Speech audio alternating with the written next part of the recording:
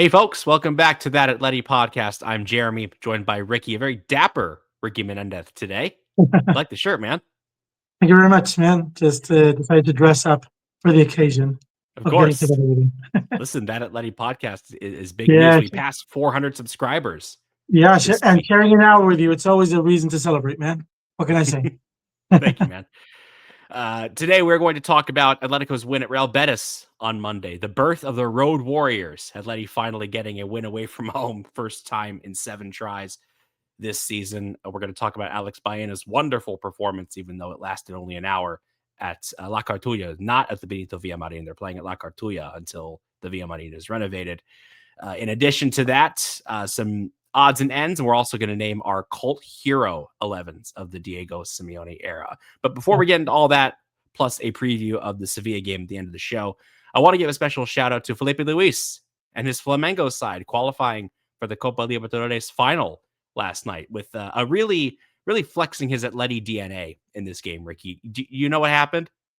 Nope. Please keep me updated. Tell me. A 56-minute red card. I can't remember who the player was, but a Flamengo player was sent off just before the hour, and they ground out a goalless draw at Racing Club in Argentina with our old pal Luciano Vieto missing a golden opportunity to go ahead on the night, 1-0, equalizing the tie in second half stoppage time. It ended goalless, and the tie ended 1-0 to Flamengo. They're through to the Copa Libertadores final. The red card was for Gonzalo Plata. Yes. The striker. Thank you. Did you get to watch it? Not all of it. I watched the final probably 20 minutes of it. It was glorious. They defended for their lives. It was great. No Samolino?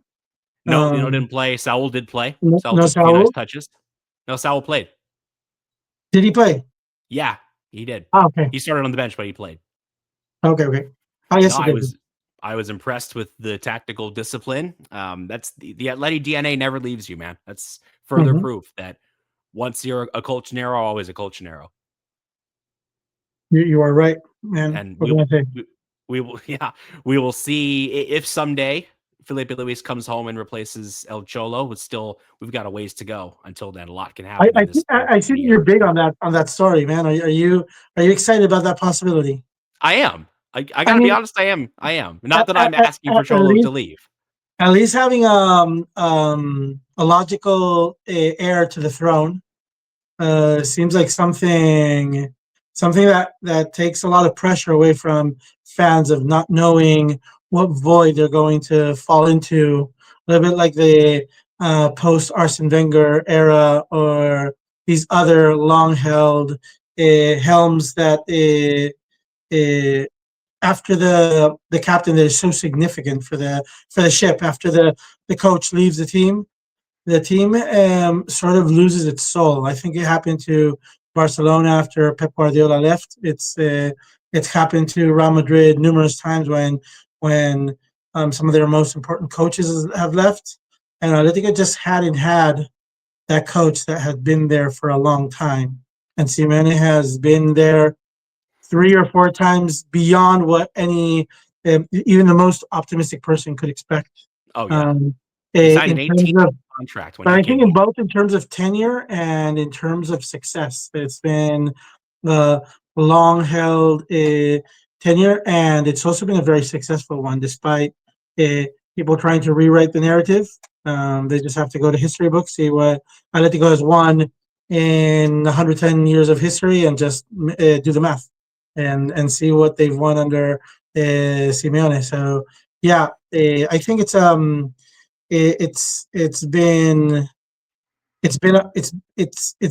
interesting to have someone fighting for the position and having expressed the desire to be there. But what would you say about Fernando Torres? Well, I was going to bring him up. It could be. He's at the club right now. Is at the top of of their group. There's a direct promotion spot for the winner of each group. I don't know if you know how this works. There's like 5 teams that are in contention for the promotion spots. There are 4 promotion spots to Segunda. There are 2 groups. One promotes automatically, the leader of each group promotes automatically at the end of the season, and the other four have to play a playoff to secure the other spots. Yeah. So yeah, it's a fight to the death for the It for the gets remaining spot. really once you get past Segunda, the Spanish football pyramid gets really squirrely. It's been reorganized a number of times, even just since I started watching. It's been Yeah. renamed and reorganized and reclassified. And then the early rounds of the Copa del Rey are always fun because you get to see teams from the fifth and sixth tier, and they play at these really tiny stadia. Atletico were not part of the Copa del Rey madness Not yet. this They week. still haven't entered the Champions League teams, and I think the Conference and Europa League teams still are not in contention. And Uh, plus, Atletico are playing in the Supercopa in January, yeah. so they won't enter it for a while still. So there are some teams that are already getting knocked out. So for example, I think Real Valladolid was knocked out yesterday. They It was were. Oviedo was knocked out. Oviedo, the pretty much first of a major shocker. Yeah, scalp in La Liga.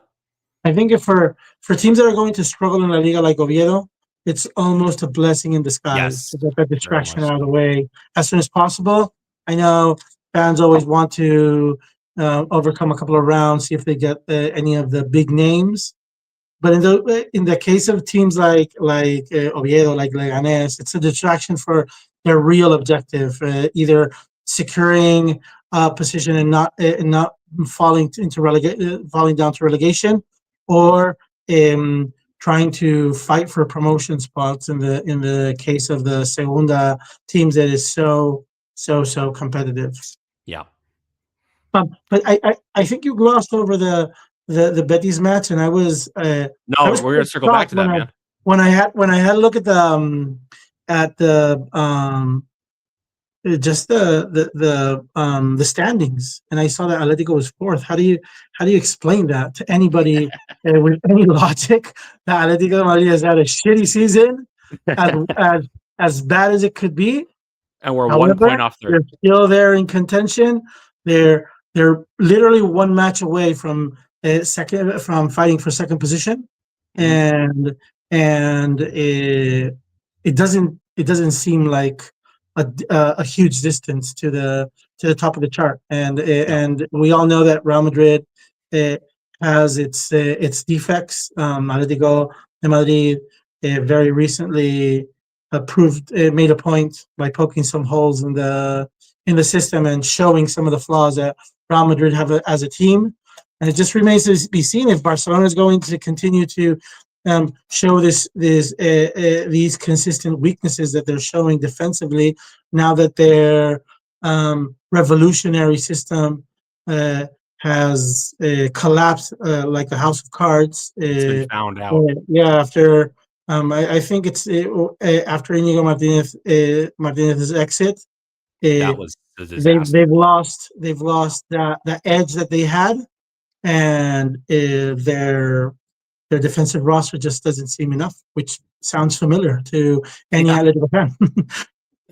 But Well, right now the Atleti defense stock is rising. The Barcelona yes, defense stock is in falling. this We battle of all the saw. slums, I hope that Atletico Madrid can be on the positive side. Maybe if you want later on in the show, we can go over the calendar that Atletico Madrid has for the following weeks, because I Yes, think that we'll do that soon. November is going to be very kind to Atletico Madrid. The same, I can say exactly the opposite about December, but I think that for the moment, the following matches and matches leading up to November. Um, sorry, leading up to the end of November are going to be matches that should help Atleti get on track both in La Liga and in Champions League competition. Yeah, Um, we don't leave the city of Madrid until December 7 when we go to San Mamés. yeah, So they, that's a they're whole they're month waiting for us here to for you roll. to come. Yeah, that's right. I know that you're planning your trip, so Well, uh, they're trying to. I mean, if I'm not mistaken, it's Sevilla November the 1st. mhm. Levante, before Levante, Union Saint-Gilloise Union is in the middle of Saint-Gilloise, the Champions League. on a Tuesday. Then it's Levante, and I don't know what other. I don't know the rest of the calendar, but um, those three That's games just should leading up be, to this coming international break. yeah. Those three games should make it make it a comfortable ride. So Atlético de Madrid can face the rest of the month, the end of the month with Inter, and heading into the Barcelona and San Mamés visits back to back, which are going to be, I think, a testing ground for Atlético Madrid. The PSV away game, I think, is going to be another difficult match. So very interesting November, where only Inter the Milan sounds like a difficult match that Atlético de Madrid could struggle to get away with 3 points. I think the rest are should be wins for Atlético de Madrid. They should be within the expected W's for Atlético de Madrid and taking no L's along the way. Hopefully that is not a famous last words, an instance of famous last words. Remember what we said about November, how bad that was. remember what we said about Elche and Alaves and Espanyol to start the season. Yeah. And Atleti don't win any of those games, and yet we were a point off third, Ricky, following this win at Betis on Monday night. Everyone knows the result at this point. You're right. First half goals from Giuliano and Baena. Yes, sir. What's your question? I cheated when we did this last lineup game, so I wanted to make sure I follow the rules because I got some heat in the comments of the podcast. I don't want to fall into that again. What formation are we going with? All right, are you leaving that opens, or is it a 4-4-2? Is it a 5-man defensively? What are you constraining me to? Okay, what am I playing with here? Let me preface this by saying we got a comment 2 weeks ago when we did the show with Michael, when we tried to name our favorite 11 of the Simeone era, and it kind of, I blame myself for this, it kind of morphed into a combination of like favorite players. And I'm a cheat. I'll cheat whatever I can. Yeah, if you want to do a 4-3-3 or like a 5-3-2, you can. But later on in the show, we're going to name our cult hero lineups of Atlético de Madrid under Diego Simeone. I've had mine since like last week. Ricky, you're still putting the finishing touches. Yeah, I'm putting it together. Having some conflict with finding a starting defense for that I can actually look up to. Oh, and Saldi has and Saldi not throw my bocadillo at. Put in Saldi in that defense, man. Yeah. I think I'm getting there. I'm getting there. Next talking point. Let's go. Back to Betis, back to La Cortulla, where Atletico finally get that elusive first away win. First half was great. Second half was survival mode. But we talked last week and with Elliot from Arsenal Vision, and even the week before with Michael about Atletico's identity crisis, Ricky, and how Atletico were losing this sense of cholismo. We're losing this sense of defensive resilience and defensive fortitude and the collective effort and the teamwork. What was, I think, most encouraging to me about the Betis game, though it wasn't pretty, Atletico had less than 45% possession.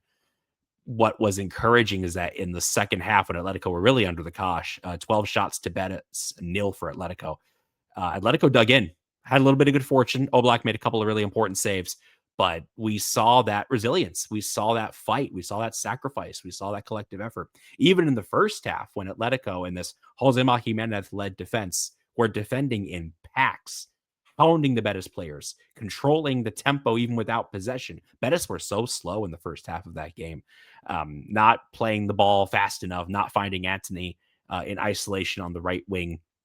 Atletico's defensive structure and defensive effort was commendable. And the difference, you and I talked about this on Twitter, the difference in a Josema Jimenez-led defense versus a defense without Jimenez, it really is night and day. And I hate not having to count on him for 40% of the season, because whenever he's healthy and in the lineup, we've kept 2 clean sheets in as many games. We couldn't keep a clean sheet in August or September. If you're counting in the friendly that Jimenez already played, it feels like a countdown. It's like you're using up your 30-game voucher, and every game that goes by is like 3 down, 27 to go. One less game on your Jimenez voucher, and it's going to run out after around 28, 29, 30 games, 35 tops. Probably. I mean, that's really sad. He was fit for most of last year. I want to think that Luis Pinedo, who is Profe Ortega's replacement as the fitness coach, I think Pinedo has had a pretty significant effect on Atleti players' fitness. I've noticed that Atleti have been much more conservative and much more relaxed in getting players back into a match fitness, into a rhythm. I think under El Profe, there were a lot of occurrences of injuries because these players were rushed back. And players like Jimenez and Tomo Lema is another one I thought of, just couldn't recover and just never really recovered in those two cases. Remember the year after we won the league, 21-22, when Llorente missed 3 months with like the same injury because it just kept relapsing? Yes. I think the change from El Profe to Luis Pinedo, who worked for Atletico B and just got promoted at the start of last season, I think that's been huge. And we had some injuries at the start of this season, but these players are slowly starting to come back. Álex Baena is one of them. Baena is starting to get into that rhythm. And Ricky, this was his first great performance in an Atleti shirt. You're seeing Baena start to understand more what the team needs from him, and the team is starting to understand Baena more and find him in those areas where he can inflict maximum damage. And you're putting the opposing team into the conundrum of having to pick their poison. I mean, if they try to cover Julian, they're leaving space open for Baena. We all know how Giuliano is that dark horse that will appear in any given moment and has embraced the underdog status and will just surprise teams with outstanding performances. Another clutch goal, with his left foot. Yeah, reminiscent of the extremely good game that was not so long ago against Real Madrid. I think that Giuliano Simeone has absolutely destroyed the Nepo baby narrative and dispelled the notion that he's playing there because he's Simeone's son. I would probably try to make a move in December and bring his brother over from Torino. It's that good how the performance that Giuliano is delivering week in, week out. Well, with the way Sørloth is performing, we might need another striker sooner rather than later. Sørloth is just terrible. Don't you feel this Humpty Dumpty kind of presence that he has? He's playing at a different speed as the rest of the players on the pitch, regardless of the side. It's like if all the players were playing at normal speed and he was playing in slow motion. I always get that feeling of, come on, move a little bit, press the ball, attack it. It really doesn't matter if he starts the game, if he comes in as a substitution. I just don't see the energy, the stamina, the drive to pressure the ball. I just I can't understand why he's getting so much play time. It just baffles me.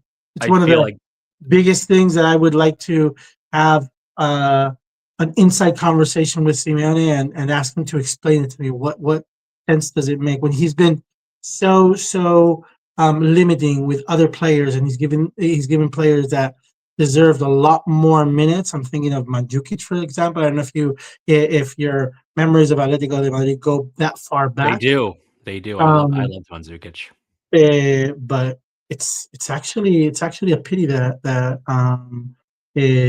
Sørloth is getting so much playtime because it's not allowing Carlos Martin to play. I would like to see more of Raspadori. I thought Raspadori should have come on at Betis instead of Sørloth because you change the plan entirely when Sørloth comes on. It's a tactical mismatch. You change the plan by putting on Sørloth and Griezmann. Griezmann for Baena is fine because that's a like for like change. Baena is the new Griezmann. Like this performance that he left in Seville, God, it's a new Griezmann. It really is. Is how he understands and interprets space, the technique, the intelligence. His goal was amazing. Just pops us into the net. Like I think it slightly kisses the post and in. And just a textbook counterattacking goal with Alvarez doing a lot of the work. But with Sirloth, he's not really a partner for Alvarez. We've been over this before. And Raspadori and Griezmann would have allowed you to keep the same kind of plan and allowed you the same kind of outlet in attack. Whereas Sirloth comes on, it's a complete formation and approach mismatch. He's not fast enough to keep up on the counterattack. And you don't have, especially after Barrios went out with his groin injury, you don't have the ball enough to make use of Sirloth, really make use of his head and his aerial ability. It is not even for someone who's 6'5". His aerial ability is kind of shocking sometimes. Mm-hmm. Yeah. So, I mean, although Marca, I have nothing that, positive to add about Sirloth. So I'll just well, so I guess some optimism / copium. He did get off to a slow start last year. I think he had almost the exact same goal figures through 11 rounds last year, and then he just caught fire in November and December. So maybe we're in line for something similar. If we don't get something similar, he's out the door in January. That's the first piece of business. Jeremy, always the optimist. Okay, yeah, always the optimist. I don't know about all of that. Some people have called me too pessimistic about Atletico before. But you made me think of Mandzukic. Oh man, I loved Mandzu. I was sad that he only got a year here. I think that was a player I needed to close my starting 11. Putting him in the Colt Hero lineup. I mean, he's in contention for a spot. Let's just leave it there. I have like 12 players, and Mandzukic is like that player that is in contention with another one. And we can play this game if you want to. Okay. I'm ready. I think I have maybe 1 or 2 more points on the Betis game. Okay. Pablo Barrios got hurt. Fortunately, Pablo just has a low-grade muscle injury, so he will miss the Sevilla game. What do you think about Atlético Madrid's shady medical reporting? Could it be any shadier? Could they say anything less in one of these reports? It's like a non-severe muscular injury. Yeah. Okay. So that's like not saying anything. It's like it could be 2 weeks or it could be 3. I know they're playing this game of, well, nowadays they have to be very careful because of the data privacy law to disclose part of that information. I think that they could come to agreements that players could come to a joint agreement about what information can be released.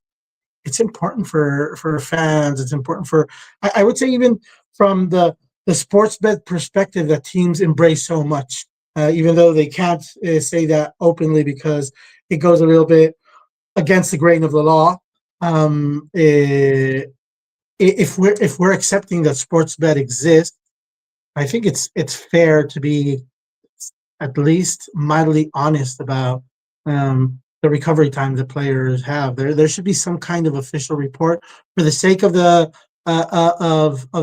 sport, because fans want to be informed, and I think that all teams should be forced to provide the same amount of information and not decide how shady or how secretive they want to be.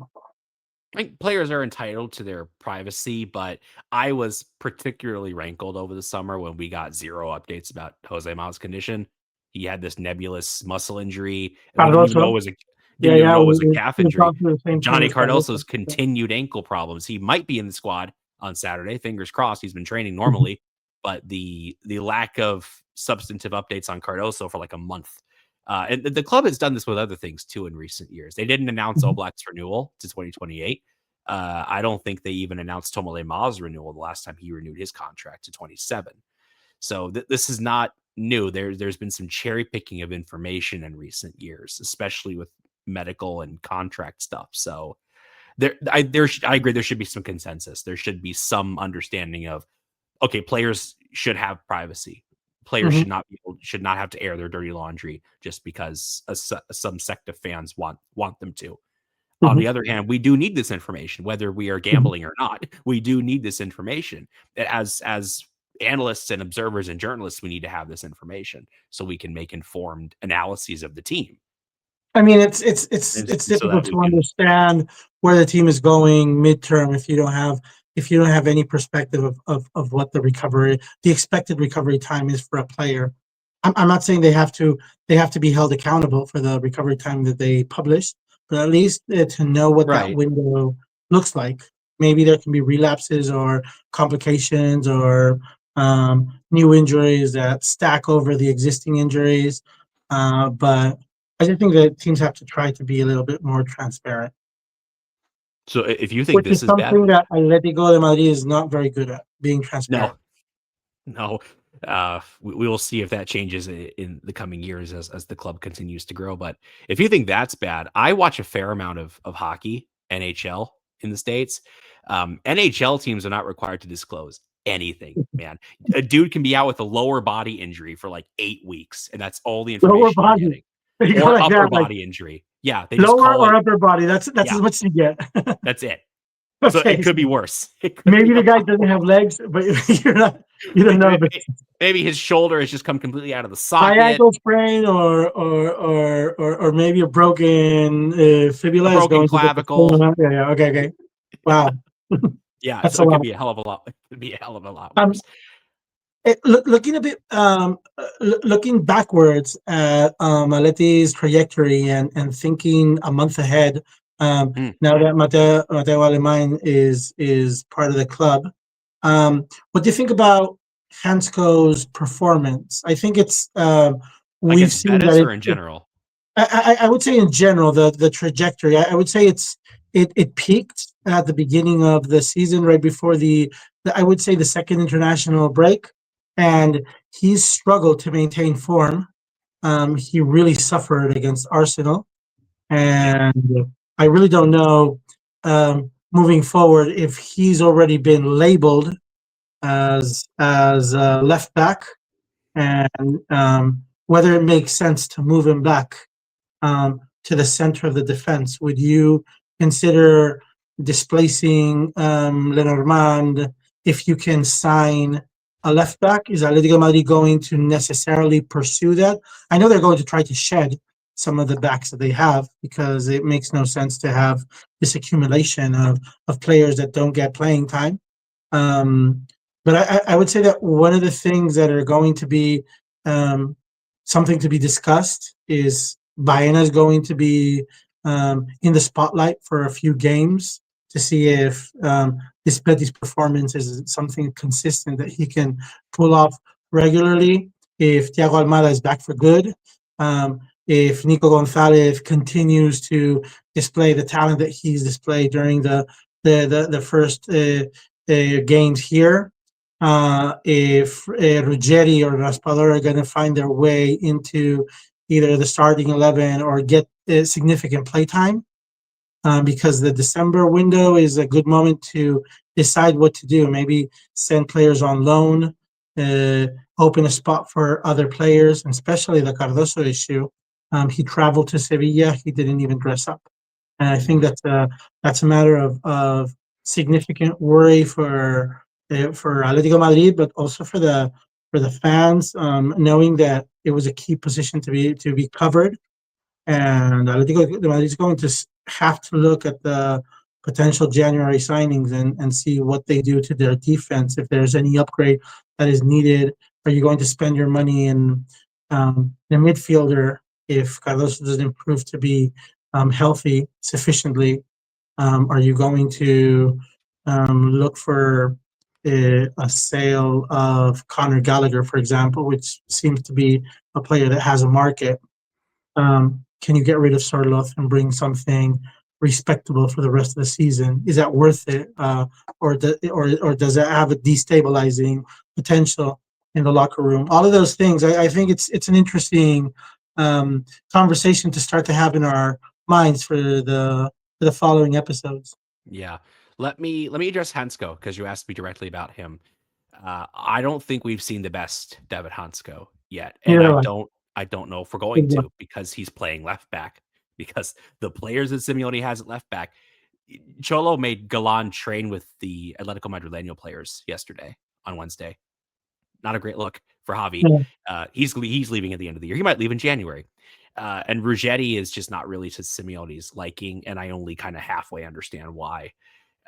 We need to see more of Ruggeri and Mark Pubil. You didn't mention Pubil. I'm disappointed that we haven't seen Pubil. I've kind of given up on seeing Pubil for this season. I just think Man, he's sort of in development, a little bit like Jimenez was his first season, or Correa was his first Jimenez season. played one game his first season. He's going through the in Spanish podcasts or in Spanish media, pundits call it the milicholista. It's like the military service that you have to undergo with Cholo Simeone. It's like 1 year of barely not playing and just training your ass off. Then you get the nod and you start getting some playing time. Which this Correa's gone through that after his surgery. Jimenez went through that. It's not an unknown situation under Simeone. And it doesn't mean that the player is a flop or a bust. There's a thing that Simeone has. I think it's a little bit of a tradition. Simeone is kind of superstitious, so he doesn't change habits very easily. He does not. No. If a player is a veteran, he's going to want to play that player immediately. If the player doesn't work, he'll just give up on the player. But if the player's young, he'll take the opposite approach, and he'll ease a player in little by little. It happened to Barrios even last season. People had doubts whether Barrios was good enough because he wasn't getting that playing time. Koke had that situation during the first season. He was easing him in. Saul went through that situation. I think it's happened before. I think not as significantly as the case you pointed out with Jimenez, which is a perfect example. But I'm hoping that that's the case with Luís, so I kept him out of this conversation. Ruggeri, for example, I don't think has that luxury because comes from a different league. I think that it's his situation is less stable as a squad player as Pubil. I think Ruggeri's situation can best be summed up by Hansko playing left back over him. Yeah, I can see a loan happening for Ruggeri, and maybe giving him some play time in another Liga team where he can prove his worth and come back. If you loan him, like the one thing you don't want to do is loan him back to Serie A because he won't come back if he's playing in Serie A. It would be like a Riquelme kind of move, Saul kind of move, where you want to keep close tabs on him, and you want him to ease into the competition, know the teams, see the stadiums, see the opposing sides, get to understand them, adapt to LaLiga, and then come back with a clean slate for the following season. Yeah. So, it's a lot of questions and a lot of conversations and a lot of thoughts to have about January. Hansko's role is becoming clearer. At least there is that, and he's adding a lot in terms of defensive duels, in terms of his passing. I think he deserves an even freer role. He's clearly an extremely intelligent player.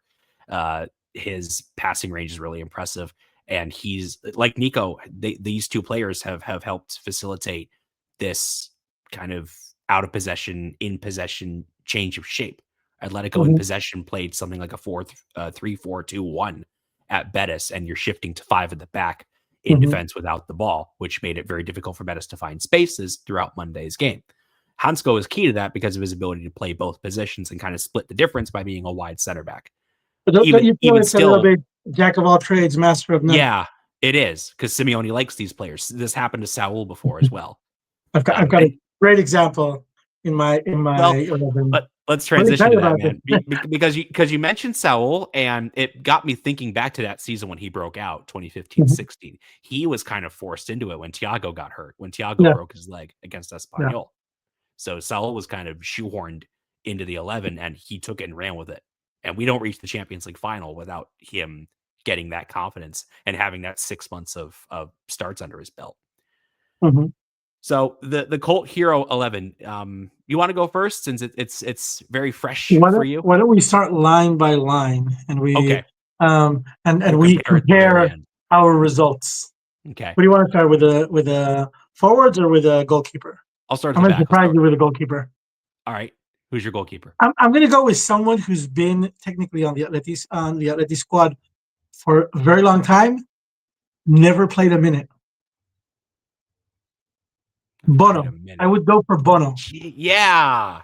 Wow. I think that Bono would have really, really had some significant play time if anything had happened to, I think he played in between Courtois and the beginning of Oblak. I'm not very sure, or I that think would be Courtois and Moya.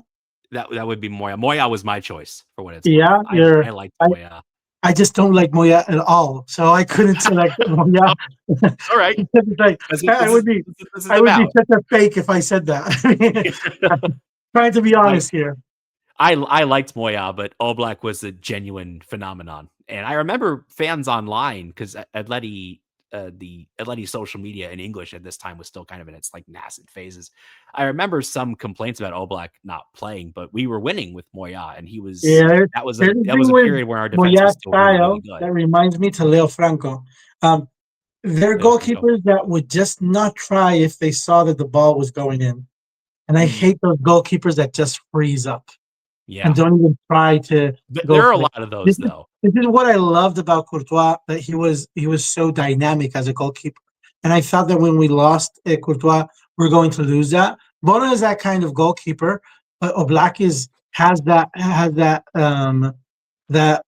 agility. Mhm. He doesn't seem to be agile, but he's extremely agile. So Yes. my pick would be complete shocker. I would go with Bono. I don't know Okay. how many games in La Liga Bono got to play, but that would be quite a few Yeah. for Sevilla. It wasn't on my radar because he barely played for us. But yeah, he did play quite well at Sevilla, and then he got his big move to Saudi. Yeah, Are you looking it up right now? I'm looking up how many Okay. games he played for Sevilla. I'll I get want back to you on that one. okay. So And how many he played for Atleti? he played none for Atleti. I didn't Yeah, think he played any.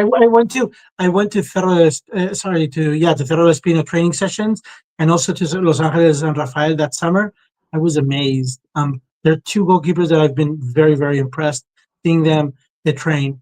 Werner, the goalkeeper that Yeah. never got to play for Atletico de Axel Madrid. Werner. You played in the Uh, Europa League a couple of times. yeah, Don't and let that hurt. Bono. I think they're excellent goalkeepers, both of them, and I would have liked to see them. It's a little bit like the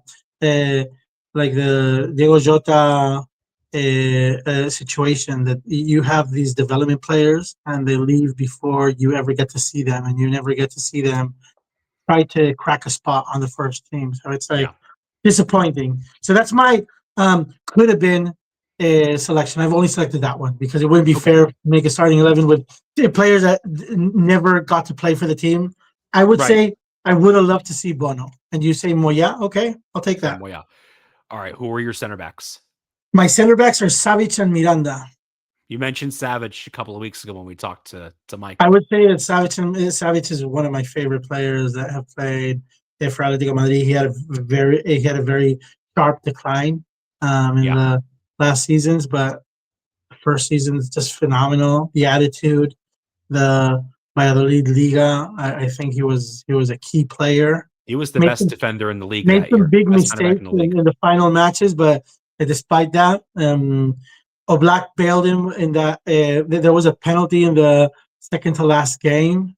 That was kind of weird because it was like nobody saw that play, and the referee went back and said that there was a handball by Savic right around. What game was that? Was that Alaves at home when Yeah, Jose it Luis was had that that whole penalty? game. Yeah, Yeah, and yeah, Oblak yeah, yeah. saved it. When Oblak And saved Oblak that saved penalty, it. I thought to myself, they're going to win the league. That's Yes, like one of those moments that you need to win the league. yes, yes. Savage is a really good choice. And so is Miranda. He fits into an objective best 11 too. I loved Miranda. I mean, Yeah, him scoring I think that that you Copa del Rey selected Miranda. No, I final mean, goal. you had Miranda as an alternative to the typical Godin Jimenez selection Hmm. that we would normally all go for. That's why I wanted to include as alternative center backs Savic and Miranda. You can't Yeah. go Uruguayan all the time. No. So my Well, alternative would be the Brazilian. And Savic is he Serb or what is he, Croatian? Montenegrin. Montenegrin. Yeah, Montenegrin. And Geopolitical corner on the episode. exactly, yeah. The geopolitical mess up. Sorry, all the Montenegrin Yeah, listeners. you better be careful, man. They take that shit seriously. My center backs, you're gonna really love one of these choices, and you're really gonna hate another. Okay. So the one you're gonna love is Jimenez. Jimenez I has to be can in here. totally see where you're going. My partner to Jimenez. Remember, this is a cult hero list. This is an 11 of players who inspired really strong feelings in us, who provided a lot of exciting You're moments. going Hermoso all the way. Yes, I am. I am Oh my picking god. Mario Hermoso. He drove Oh my me god. crazy. Absolutely bananas, but part of me just loves the guy. He was so crazy. He was so chaotic. And Nah, man. we don't win the league in 21 without him. He was key to making the 3-5-2 work. He got a call up to the national team because he was so good that year. And then we never saw him again play for Spain. But he was so good for like the first 6-7 months of that season that he got called up to Spain. Nah, the mistakes made it not worthwhile. It's a little bit like Made a the lot of Robin mistakes. Norman situation. It's like it gives Like it gives lead. you the same pain that it later brings in joy. Not worth it. It's too much pain I and love understand. in the same package. Yeah. My right back. Well, It's a logical choice. And this when I started talking, when I sidetracked and started talking about the betting, of course I was writing down Kieran Trippier here in my starting 11. Did you go with Trippier as that well? was my choice as well. Had to be. Okay. And I So, remember sure. how skeptical I was about that signing, and just how much of a bargain bin find it seemed to be, how little we knew, right? Yeah. He comes to Spain, gets a new lease on life, and he's the best right back in the league when we win the league. Like, He was his connection with Llorente is legendary. Yeah, and especially what's bittersweet about it is the way he left. It feels like there were a lot of great matches that he didn't get to play. He didn't Yes. get that opportunity, that nod. I would And say, I understand he wanted to go back to England. He wanted to go home. I get it. He'd been in Spain for 2.5 years, but it was a sweetheart deal to let him go. And Newcastle had a lot more money than we ended up getting from them for him. yeah, it So, made no sense at that time. No. There had to be some kind of cash urgency there. But Trippier, I mean, how much I grew to love Kieran Trippier, And to this on the day, I left, still love him. I'm curious if you've selected the same player I have. I almost certainly have not. Who have you picked? Lucas Hernandez. Ah, Lucas. Yeah. I mean, talking about displacing players, he's as good of a center back as he is a left back, and I remember his debut against Real Madrid, if I'm not mistaken, where he had to start as a left back. Yeah. If I'm not mistaken, in that game, I think you're right. and he had to cover Cristiano Ronaldo. Yeah. And it was a smashing win by Atlético Madrid. That was the 4-0 Calderon, Yeah, wasn't it? exactly. Yep. Yeah. So Lucas is one of the. That secured Lucas a soft spot in my heart. You know, Tremendous Madridista. Both brothers are tremendous Madridistas. They've been the shame of Atletico youth system coaches forever because they were Madridista kids playing for Atletico Madrid, having had a father that had played for Atletico Madrid. Maybe we can take this to the history corner, the Hernandez family saga. Maybe next week I can prepare a special, we can do that. Section to reminisce on the Hernandez brothers and the father, Jean-Francois. The year Atletico Madrid was relegated. Lucas talk about bad signings. Lucas is one of the most talented players to come from the academy in our history. Jean-Francois was an estranged father. He abandoned his kids. Yeah. And they just grew up in Majadahonda because that's where he was living, and that's why they started playing for Atletico Madrid, because they were just living there. It was the local team for them. It was convenience more than anything. Right? Yeah, it was out of convenience, and they grew up Madridistas as Atletico youth talent. Shameful and nice at the same time. Honestly, that's a good summary of a potential history corner down the line. We can definitely revisit that, though. My choice for left back, Renan Lodi. Renan Lodi. Okay, yeah. I was thinking of Renan Lodi. Okay, it was in the ballpark. Okay. Yeah. Talking about the dip in performance after I think that the World Cup just exposed his limitations as a player, and how his own teammates snitched on his defensive weaknesses when Brazil and Argentina. Yeah. That was leaked to the media. Yeah. I think that absolutely destroyed his reputation as an Atletico player. And it was Correa, I think, that told Messi how to exploit Renan Lodi's weaknesses. He was I forgot very, about very that. Yeah, bad it was um, Correa. defending long balls behind his Hmm. back and backtracking, Hmm. and Argentina really exploited that Hmm. weakness. My my Lodi was really bad by the end, but his first year was great. The way he Yeah, pocketed Trent it Alexander-Arnold in the reminds me a little Champions bit. League, and then the goal against Osasuna. Other honorable mentions, Reinildo, Mandava. We can probably make a case for him. It was really close between Lodi and Reinildo in my 11. Honestly, if I can change it, like in conversation, Reinildo might just sneak in there. He has Sunderland in a Champions League place in the Premier Yeah, I League right mean, now. there's always a soft spot for Reinildo in our hearts. He's such I a think I would good like to make a guy. change and put Reinildo in there instead of Lodi. Yeah, he's such a nice guy, and he wasn't the best defensive back you had, but he was all heart, and he really played his heart And out. that's what we want Those are out the of kind of Atleti players that defenders. I mean, if you give it your all, you can't demand them to give you anything else. There's so many players in this list. I thought I was going to struggle to find a starting 11, and I've had to make some reasonable choices of not including some players. For example, I haven't included neither Thiago nor Saul because I think their names are too big. It's like they have too much of a history to call them.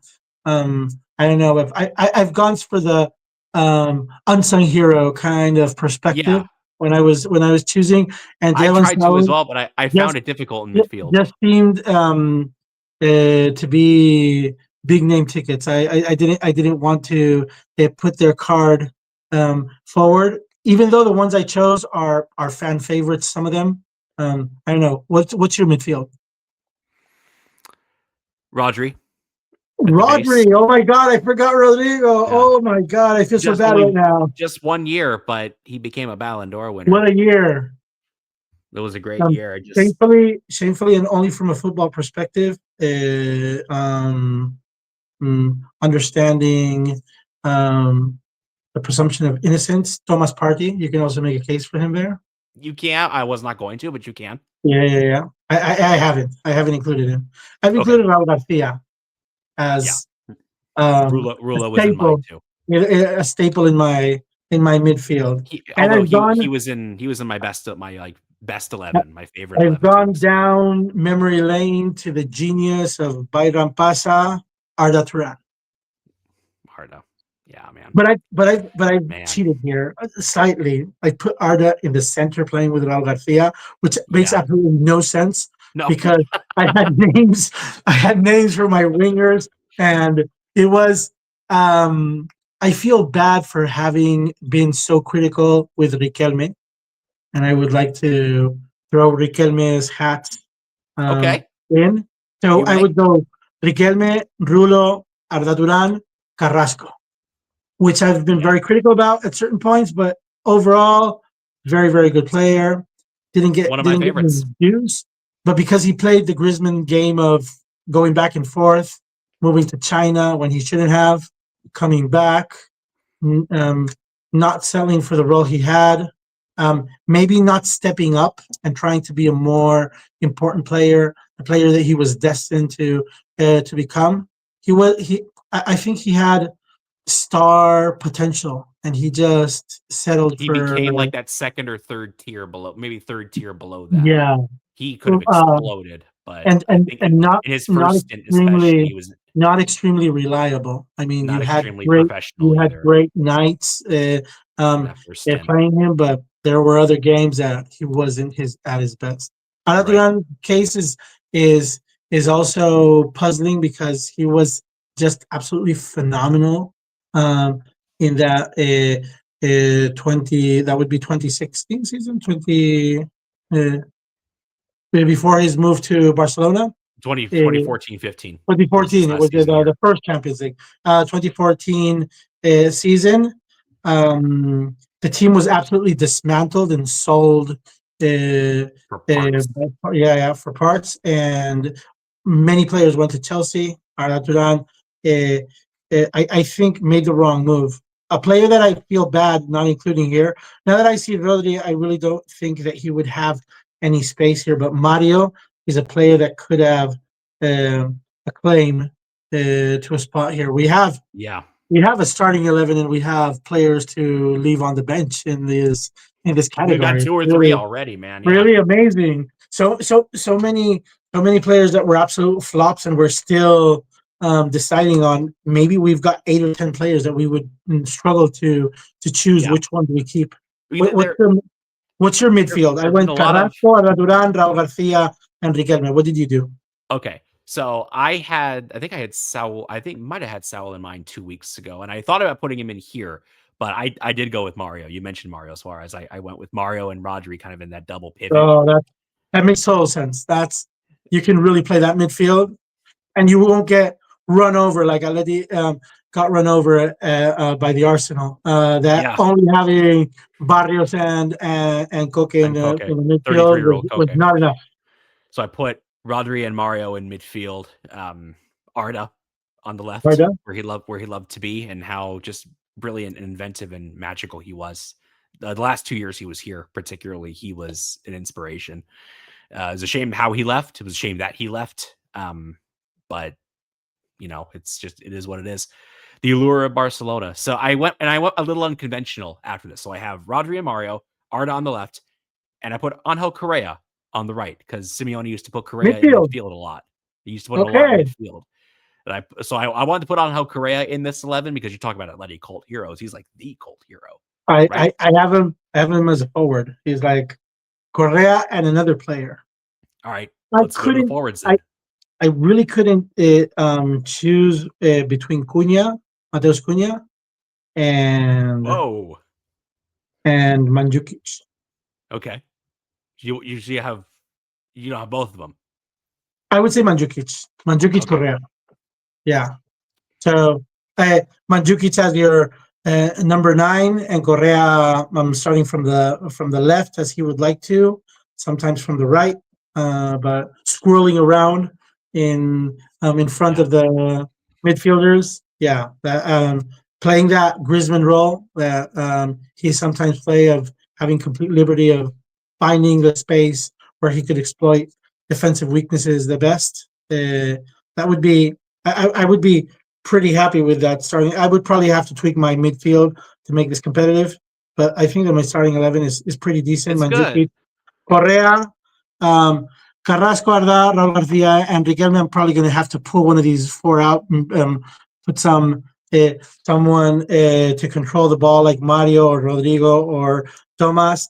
Then in my defensive back is top notch. Lucas, Savic, Miranda, Kieran Trippier, and that dark horse Bono as a surprise addition. That's a good defense, man. It is. Yeah, it is. I mean, I would kill to have Prime Savic and Prime Miranda, either of them, on the team right now, instead of one in real life replacing the other. Exactly. For my forwards, I chose Fernando Torres and Luis Suarez. The Simeone Fernando Torres. That's interesting. Yeah, Simeone Fernando Torres. He found some life when he came home, as is often the case. He did. 2016, he was supposed to be 4th choice, and Jackson Martinez turns into a pumpkin, and Torres has to save the day next to Griezmann.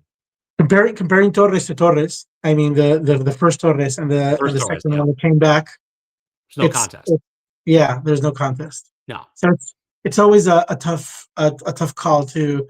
It's like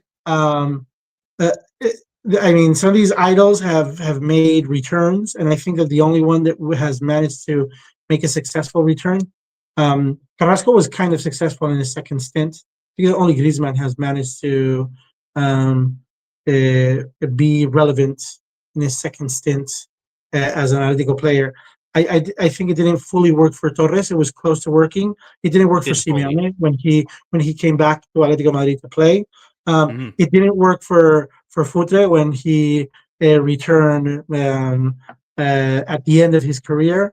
I think that these second opportunities are great from the narrative perspective of a happy ending, kind, this closing the circle. But from the sports point of view, they normally don't yield the production that you expect. Right. It helped Torres secure his spot and secure his legacy. Yeah, But it closed his circle. it cemented a legacy that already existed. I don't think uh, it created it expanded the legend of Torres beyond that initial emergence of Torres that was so important for the club. No, I think that's exactly right. When Torres came back, you saw his acceleration was gone. His pace Mhm. that kind of defined him in his early Emotionally, years it was a 10. gone. From the football perspective, it Probably a went from a 5 six or a to an 8. 6.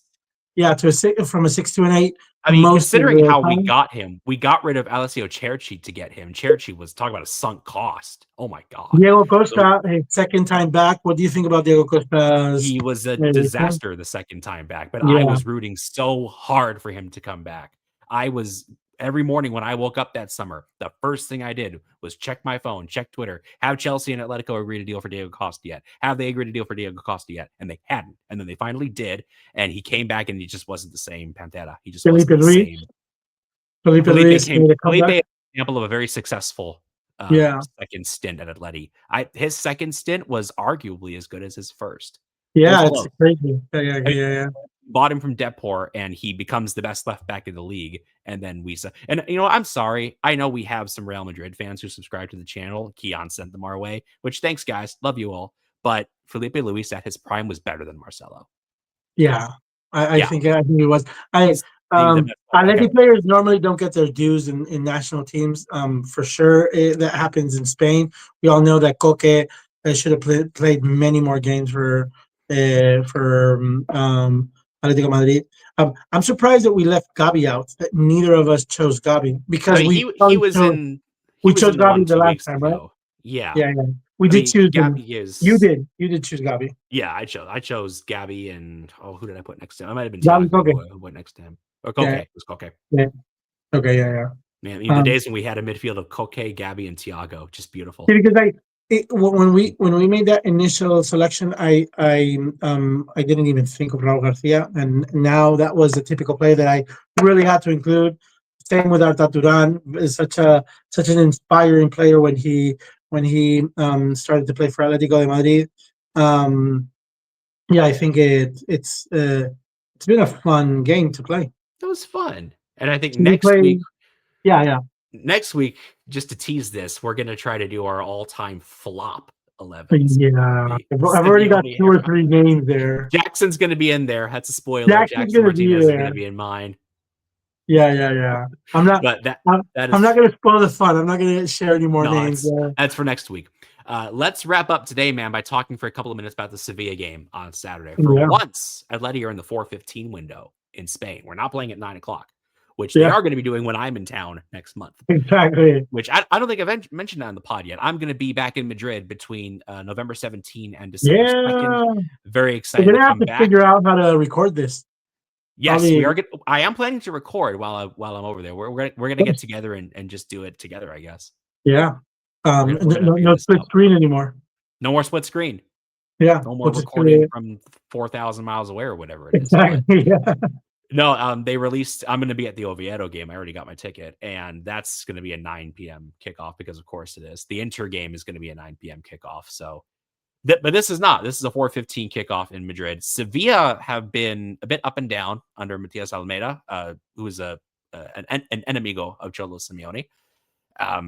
They have been one of the most intense pressing sides in Europe. They beat Barcelona before the international break and then followed that up by losing 3-1 at home to Mallorca, who have been awful. It's going to be an interesting game. Sevilla historically have a very bad record in Madrid against Atletico, really against any of the big three. If we're including Atletico in the big three, it's there really was winning 2 plus there Atletico. was a tragedy that happened a couple of seasons ago. The match was suspended due to bad weather, Yeah, and when it made up.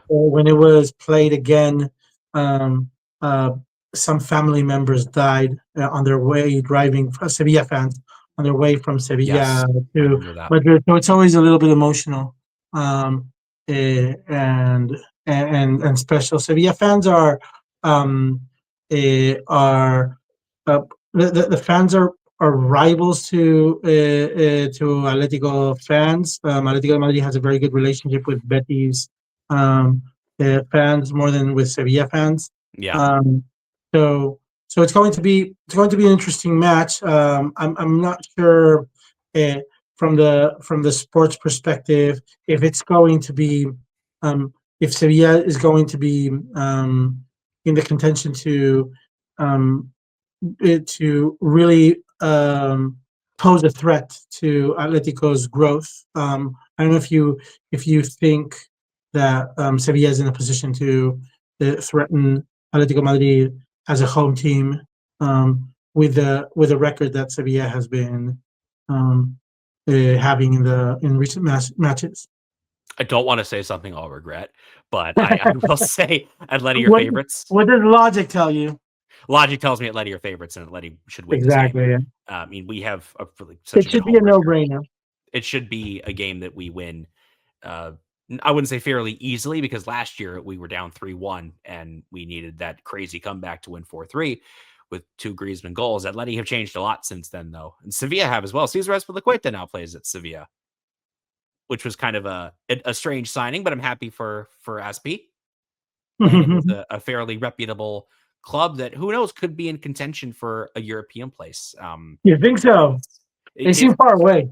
They're really up and down. They've had a few really good results and a few really bad ones. They might not be consistent enough to get 7th or 6th or 7th. More likely they're 9th or 10th. But before this season, I thought they might you be a playing the relegation 6-7 trend right now? 6-7.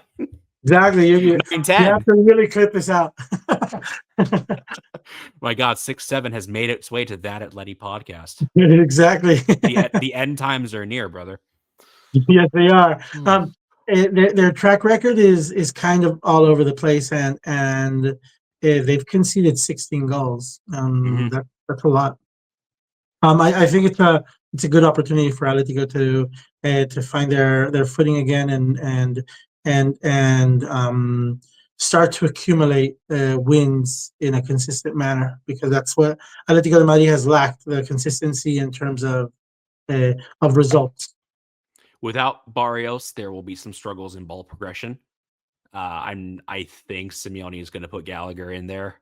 I think it's I going to can be Koke. I can see him as Gallagher. the natural replacement right now, but Gallagher really doesn't have that fine touch and that quality to move the ball forward and progress.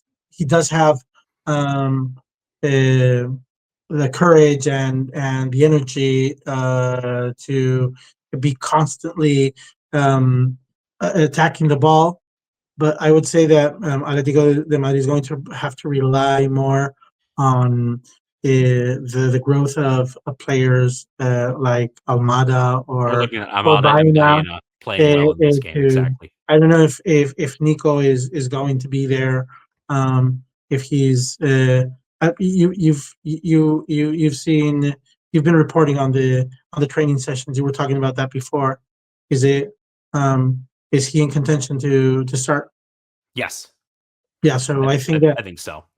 Okay, Nico has kind of become one of the first names on the team sheet. It's happened very quickly, not too surprisingly, but he's also been key to making this fluidity, this change between systems work. It's because if you jump at Nico, you free Baena. If you jump at Baena, you free Nico. Yeah, and Nico doesn't really have a right foot, but he has a great left foot. Yeah, and you're putting Giuliano in the mix, and there's an accumulation of talent there that has to make the team work. So it's going to be a odd starting 11. I think so. Yeah, but so it could be a slow start. We'll see if Johnny Cardoso gets minutes. I don't know if Simeone is going to have to choose to leave either Almada, Nico, or Giuliano out of the starting 11. I can't see the three of them starting at the same time. Probably not. I mean, Almada's been the odd man out the last couple of games, which has been weird to me because it seemed like he had some momentum going post Osasuna. It seemed like they were bringing competition to sort of leave Giuliano as a second half player, but he's on the spot and he's earned it. He's blown past my projection, your projection for him. He's become quite the valuable player as a starter, not just as a bench option. So Almada might have to wait his turn. Johnny Cardoso is going to have to wait for his turn. We know Raspadori is going to have to keep waiting for his turn, even though he's left some really encouraging signs in his performances to this point. He just hasn't played a lot of minutes. Mm-hmm. And I mean, he wasn't a starter at Napoli. He's not a starter here.